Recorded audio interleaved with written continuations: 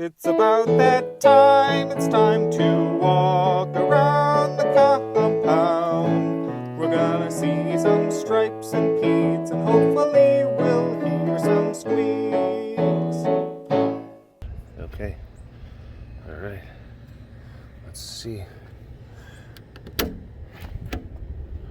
Let's see. There is. There is. Oh, Joy. Hi. Hey, big guy. Oh my goodness. This is wonderful, isn't it? This is wonderful. This inside spot was made for days like today. This is so nice. So nice for them old bones, isn't it? Yeah. Ooh.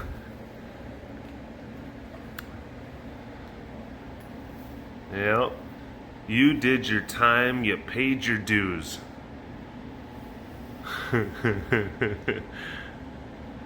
Oh, it's nice. This is great. Allie's still out there. She's just sniffing around and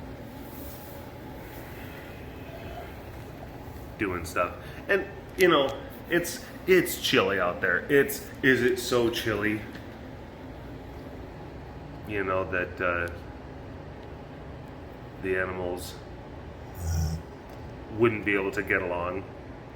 It's like, no, they did that for years, and we did that for years, and we don't, like, you go back 10 years ago, and we did not have anywhere near the amount of structures as we have now in place for the benefit of climate controlling, both in the summertime and in the wintertime, you know, for our residents.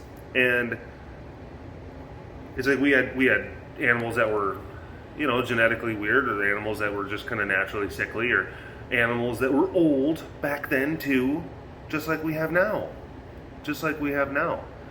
But, you know, we decided to do things this way and do things differently.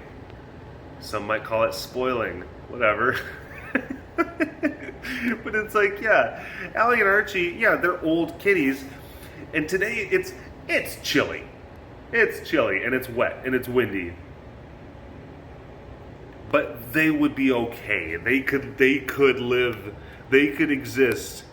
Look at him, he's just like, I don't like this conversation. I don't think that this is true at all. Does this mean that you're gonna take my house away? No, Archie, it doesn't mean that.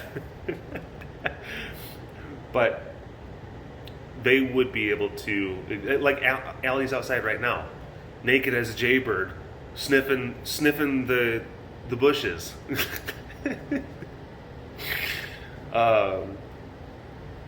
So yeah, I remember talking to Heidi about this last night. She's like, well, we do things because we're gonna have to get someone with a little bit more electrical wiring kind of expertise to take a look at some of the outlets that supply power to the lamps that keep the chicken coop warm.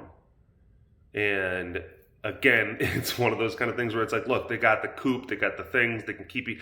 It's like they're not gonna. The weather is not to the point where it's like, oh, the chickens are gonna freeze in place, just you know, some chicken sickles. That's not gonna happen. It's certainly nowhere near that. So it's like, we've got time. But then we were thinking, like, yeah, but that's still something that we want to make sure gets done, because of course we'll take care of those aminals. Yeah. The lemurs, Ryan Zoobs, Raven, Selena's, you know, possibly, yeah. All the fans that get set up in the summertime, etc. Is all of it necessary? Is all of it like required? Are the cats gonna die? It's like you could go back to just, look, swimming pools and just like make sure to like, hay. So like, we still have swimming pools. It's not like the swimming pools ever went away. And then we replaced the hay during feed days or clean days. So they get new hay, they get dry hay. Pools and hay, that could still be a thing. But no, what about other stuff? What else can we do? You're right. Oh. There's Allie. Hi. She's eating. So again, we fed last night. Nadel. Nadel's Ladle. Nadel's restaurant. He's a chef, and he gets really particular about people being in his kitchen. You know, like reporters might come along and be like, there's a new restaurant in town that's got everyone a buzz. And meet Nadal, owner-operator of Nadel's Ladle. And then, what do you have to say? Like, your recent success has been pretty great. What do you got to say? Like, he's just like,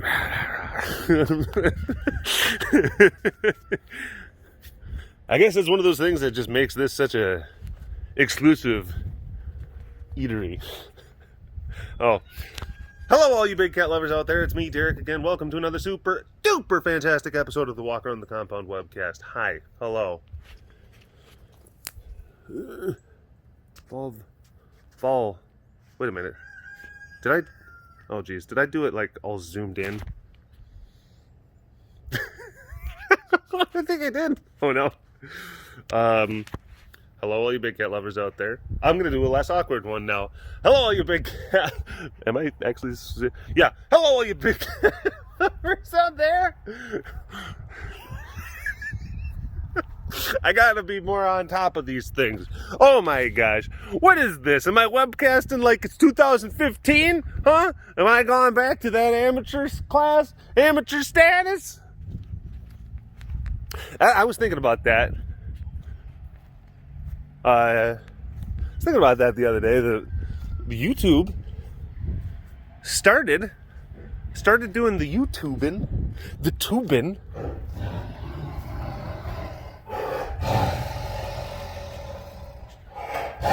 I can't see her. Oh, there she is. Yeah.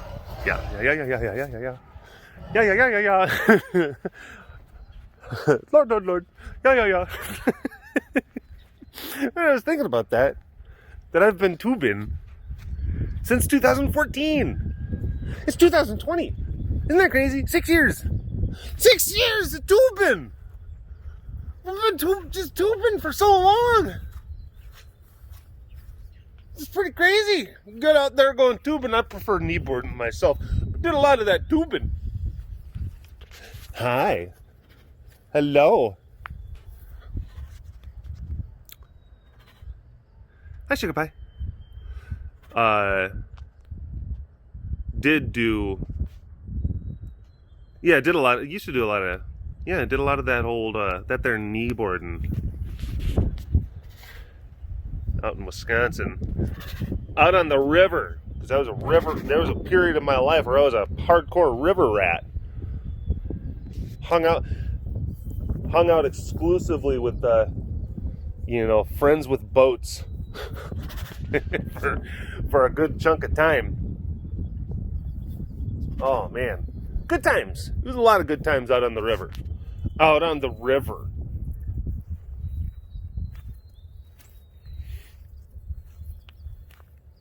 Learning the ways of the river.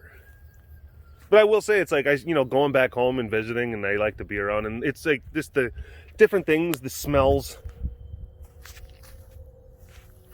the air. Brings back those memories. Isn't that right, Princess? Look at her. She's all fuzzy and chubby. Fuzzy, chubby princess. Fuzzy, chubby princess.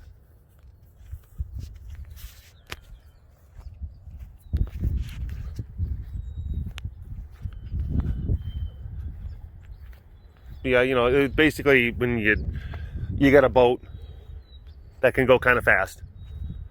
If you got a flat bottom boat, you need at least 25 horsepower engine. That's actually not too far out. Yeah, at least 25 HP. Maybe you might be able to do some kneeboarding, but it's not going to be that fun. Need at least 25 horsepower engine. Whoa, whoa, whoa. Whoa, whoa. Yeah, I know, you're getting some horsepower right now, aren't you? She's like, I have got 1 horsepower. I am adding my horsepowers. It's almost kind of like one of those, buy 7 sandwiches, get the 8th one free. I'm stacking up my horsepowers. This is how you get them in. And then, yeah. And then it's like a video game where you have like a special move, but you have to, it has like a long cooldown period and you have to gather crystals. And you press the horsepower button. Horsepower!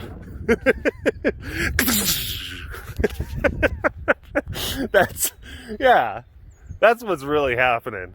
You should see it when I don't ever film that, but it's like Marvel versus Capcom out here some days. The cats, they spar. It's really fun. There's a lot of lasers and stuff.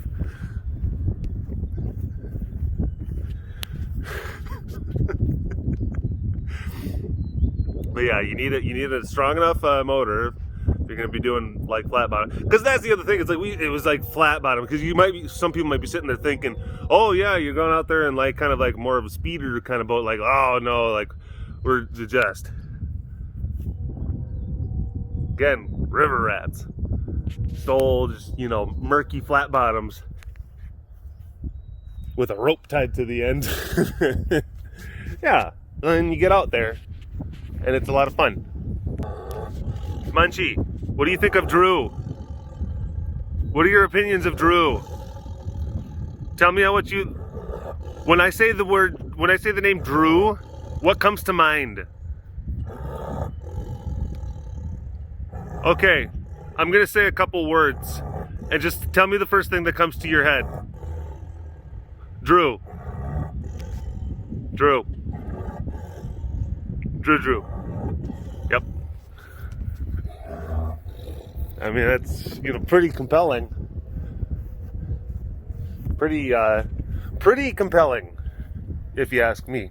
Hi, Rasa. Are you going to be mean? Are you going to be mad at me? Or has this weather gotten you all cooled down?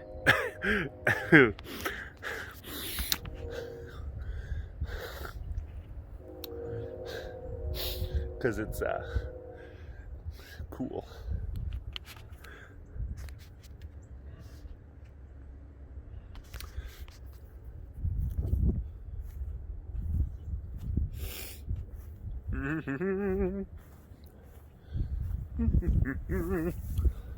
Boats.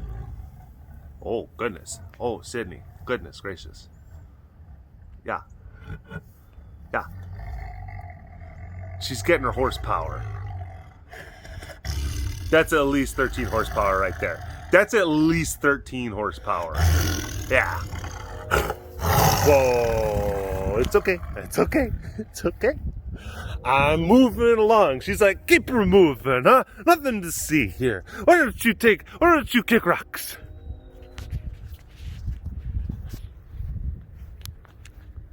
Officer Sydney's on the case. Okay. Move it along. But yeah. Tubing for 6 years. It's weird how time kind of goes by like that, isn't it? And my hands, oh boy, they're cold. I'm gonna have to go back in after this. Stoke the fire, because we got one of them there fireplaces. One of the rules, and it's not like a hard and fast, but like one of our rules that we got is that it's got to be in the 40s to warrant fire in the fireplace, wood burning, fire in the fireplace. And it's like, you can do it in the 50s, it just doesn't, it's just like, all right, just, oh no, oh no, that kind of got me, not a lot, but a little bit. I wasn't taking into account. Oh man, that's another factor. That's another factor because he was pointing this way. One, and I kind of made a bit of a rookie mistake, you know, because the wind is coming this way. It's coming out of the north. But then also, like, he hit the pole, ricocheted off, caught the wind, and then got a couple drops on me. Not a lot, but enough. You know, whenever you get pee on you, it doesn't take a lot for you to be like, ew, there's pee on me. That's one of those kind of things where it's like, if you spill a little bit of water on yourself, it's like, all right, that's not that big of a, I mean, like, I'm talking, if you get like a tablespoon of water on you, that's not a big deal. If you spill a glass of water on yourself, like, that might be a little bit more upsetting. Water is definitely one of those things where it's like, okay, varying degrees of volumes, sizes, etc. That's going to impact your overall perception of like how rough of a time do you feel like you're having. That amount of water, it plays a big part, and there's a much more, you know, stronger correlation. Now pee, on the other hand, it doesn't matter. It doesn't matter if it's, you know, like a eyedropper, or yeah, a cup gets spilled on you. Like, it's probably going to be upsetting either way. It's going to be upsetting. Eyedropper of water, not that upsetting. Eyedropper of pee, quite upsetting.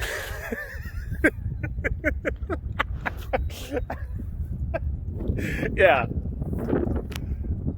We talk a lot about, you know, we talk about a lot of science, a lot of scientific theories and principles on this webcast. But we do it's a more in the, like, you know, thought experiments type stuff. Boom. Boom. God, my hands are cold. Because it gets windy and the humidity is so high. Oh, wow. You did a good number on that one. You did a good job. Good job. Yeah. Oh! Oh, boy. That wind. Ooh, it really picked up. Oh! Oh, boy. Oh, goodness. There's a... Oh, man. That would affect your... That's the type of wind that affects your cyberpunk character customization settings, if you know what I mean. Woo! I did get that game. I have a PS4 Pro. And yes, it's buggy. Yes, it is. There's like a lot of super, really awesome and fun and a lot of great potential things with that game, but it is definitely buggy, and it has issues. It has some big ones, big issues. I know that there was like a hotfix patch that got rolled out to different folks. Hopefully, and I haven't downloaded it yet because my PlayStation's still at my apartment, so I haven't even been back to open it back up. I try to, unless I'm coming back for a more extended period of time. I don't bring my gaming console, because if I'm only going to be here for just a standard weekend, then why would I bring my PlayStation? That's silly. I only have so much time to be able to actually spend with family and do important stuff. But if I'm going to be back for an extended period of time, like a week, well, yeah, I might pop on games and roll some while. But I do have Cyberpunk. I was playing. I got pretty into it before this, and I know people would be like, "Oh my gosh, you're basically some sort of like Chad gamer," and I'm like, "Hey, I don't care." But I was playing Call of Duty a lot, I was playing zombies a lot. Hi, Ezzy Choo Choo. Hi, Ezzy Choo Choo. Choo Choo, Choo Choo Choo Choo. Oh, hi. Ooh, hello, what a sweetie. What a sweetie. Oh, that was a big burp. That's a big burp. Ooh, good boy. Yep. Was doing pretty good. On Call of Duty Zombies. I'm not talking about the prestige level and everything. I don't know what skill level I'm at, but made it to round 41 the other day. That was pretty dope. Pretty crazy. Tried to get the helicopter extraction at round 41 and didn't pan out though. Oh yeah, we got overrun out in that lake area, but it was fun. Anyway, Cyberpunk. Yeah, it reminds me of the time, not this last Thanksgiving, but the Thanksgiving before that, where ended up pulling the turkey out of the oven a little bit too early. And here's the thing, this is not Heidi's fault. This is I was in charge of checking temperatures, and I think it was a combination of me not like putting the meat thermometer in the right spots and using temperature kind of things maybe for like other types of meat where it's just like, yeah, that should be fine. So it's like a lot of the stuff on the outside of the turkey was fine. It was good. It was tasty, but the deeper you went in, the less done things were. And so we ended up having to like recarve and take a bunch of the stuff that was not quite done yet and then put it into like baking tins and then like put that stuff in the oven while we kind of like carved like the outside. It was really awkward. It was weird. It almost ruined Thanksgiving. Mika, what are you doing? Come over here. It's so hard to practice my hands. My hands are cold. They are really cold. I have got nips of a frosty variety. They're so frosty, these nips. Here, yeah. She's like, you can hold some of my nips. We will put nips together. We must press nips together for warmth. That's how you take, that's how you stay alive. If you're ever like in a plane crash in the mountains, just remember that helpful tip. Just like if you press nips together, you'll stay alive. It's like, is there anything else you can? No, just nips. Yeah, after I'm done filming this one, I'm gonna go up to the house and warm these nips by the fire. Which I'm sure Heidi has let just like dwindle down because she's watching football under a blanket. And this guy's got to be the one throwing logs on Sundays.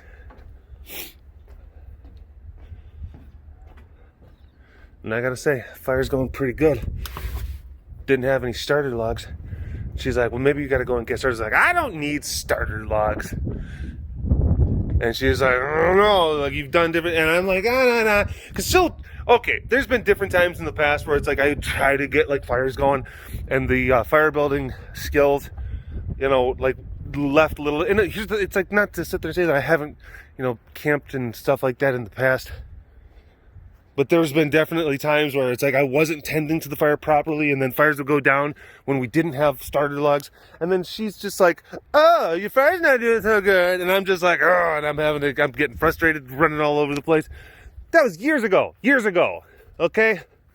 And since then, I've been fine. I've built plenty of fires without the need of them. But she still pretends, or still thinks, that my fire building skills are basically what they were years ago when some of the fires left little to be desired. Hi, bud. Hello, Mr. Man. Hi, Lackey. Are we becoming friends? Lackey, are we becoming friends? I kind of think we are. I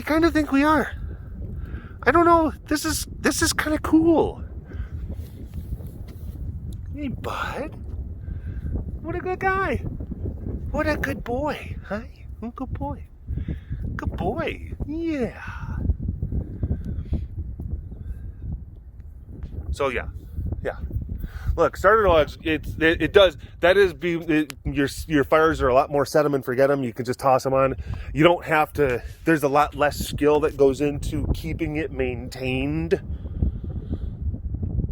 So I did leave the house to go and film both the upper cast and the lower cast. So I'm thinking that fire by now a little bit diminished, which honestly is Heidi's responsibility, but I am thinking more than likely I'm gonna go up to the house and she's gonna sit there and say like, your fire's a little bit low, and I'm like, ugh. And of course it is like a lot of times subtle manipulation, and she does that, and she's even admitted to that, where it's just like, I don't know if you can do it, and I'm like, Archon, and then I do whatever the thing is, you know, where it's like she knows full well that I can do a thing, but she'll just kind of dig a little a little bit to give me I guess a little bit of pep in my step, motivation.